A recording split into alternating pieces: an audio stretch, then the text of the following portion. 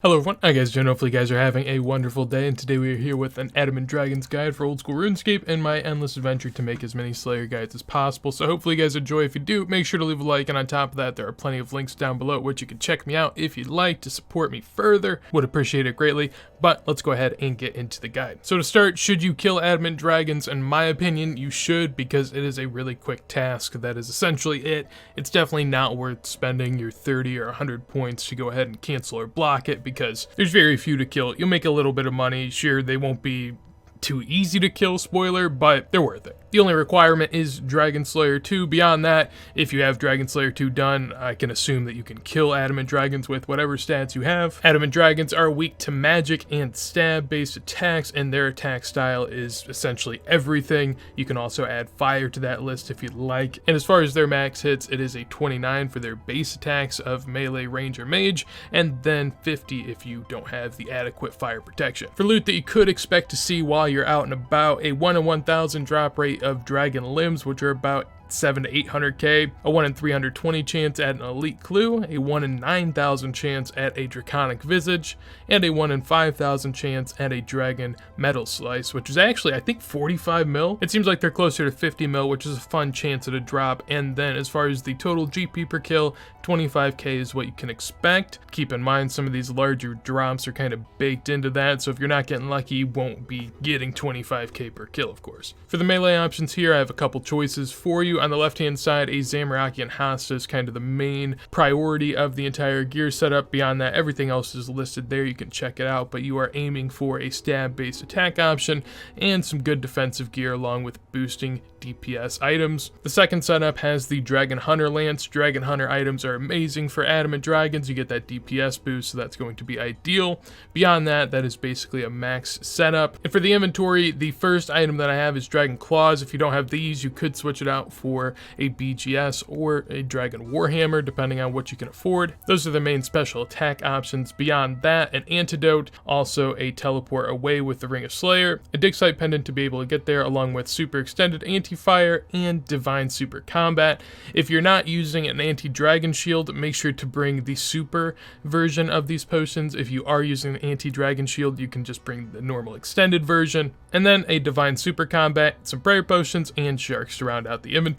Some additional options down there at the bottom right if you need to swap out some pieces. Then for the range options, we have a couple setups here. On the left hand side, Dragon Crossbow. You could switch it out for Rune if you can't afford Dragon. That is perfectly fine. Beyond that, not too expensive of a setup. And for the medium setup, this one pretty high level. So I mean, I would imagine if you could afford the middle setup, you're probably just going to want to do melee instead. If you have 90s in your melees, you're definitely going to want to go with melee. But beyond that, range and mage are some pretty decent options. And then on the inventory, basically the same exact inventory from before, except we swapped out the super anti-fire with just the regular anti-fire and a range potion as well. And for the added options here, these are a couple different pieces you could go with. If you bring the Twisted Buckler though, you will need to upgrade to the super anti-fire, so keep that in mind. For the mage options, I tried to keep this really cheap because I feel like people that are going to use mage probably are on the cheaper side of things, and that's okay. These can still get the job done. So on the left hand side, a Trident of the Seas and a Mystic setup, and in the middle, a Trident of the Swamp and an Aram setup. Didn't want to really go with anything higher than that. You could bring like a Sanguinesti and like some really high level stuff if you were about that. But for the inventory, most everything the same as the other inventories. The only difference here is the Imbued Heart. You could switch it out for a magic potion or something like that if you'd like. For getting there, you're going to want to use a Dig Site Pendant. If you have the Lithcrin teleport option unlocked, then use that. If not, then use the Dig Site teleport option. From there, travel on over to Fossil Island. Once you are at this rowboat, then make your way on over to this one. Go across this rowboat, you'll be right here, and then make your way on up here. Once you're towards the building, then go down the stairwell, and from there you can continue. This is where you would be teleported if you have the Lithcrin teleport option available. If not, I'll show you how to unlock that here in a second. You will need a Dig Site Pendant just to be able to use on this machinery, and that will unlock it for you. So once you're out here, the Adamant Dragons are to the left. That is what we will be focusing on, but first we have to show the spot that you can unlock this at. Right here is the location just down this aisle a little bit, and if you use your Dig Site Pendant on that, that will unlock the teleport option for you. So there you go. For the killing of the Adamant Dragons, you are going to to be taking some damage because they attack with range, mage, and melee, so there's not anything you can protect against, really. Most people are going to want to protect mage, but if you're standing at a distance and you adequately have enough Dragonfire protection, then you can switch to a range prayer. They have 2 special attacks, which I'll show whenever we get in here. One is poison that falls at your feet and you gotta move, and the other one just sucks life out of you and sucks life out of them, so no avoiding that second one. But hopping on in here, I'm going to throw on the Protect from Magic and the Piety, drink up on all my potions so I don't get absolutely torched. I probably should have done that a little sooner.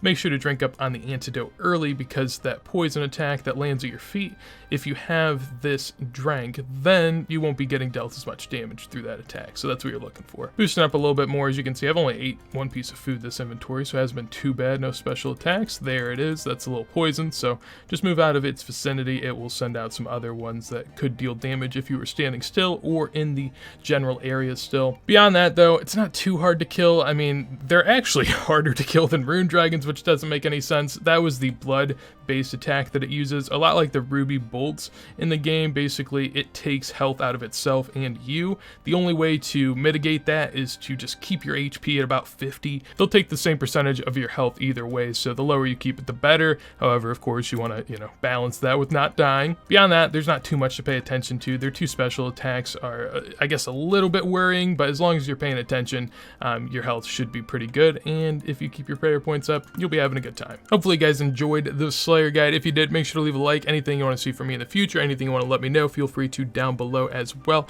And if you want to see more videos like this as soon as they go live, make sure to subscribe. Also, we'll be streaming some hardcore Iron Man Cerberus really late tonight, so if you want to, link down below to my Twitch. But with that said, hopefully you guys have a wonderful day, and peace.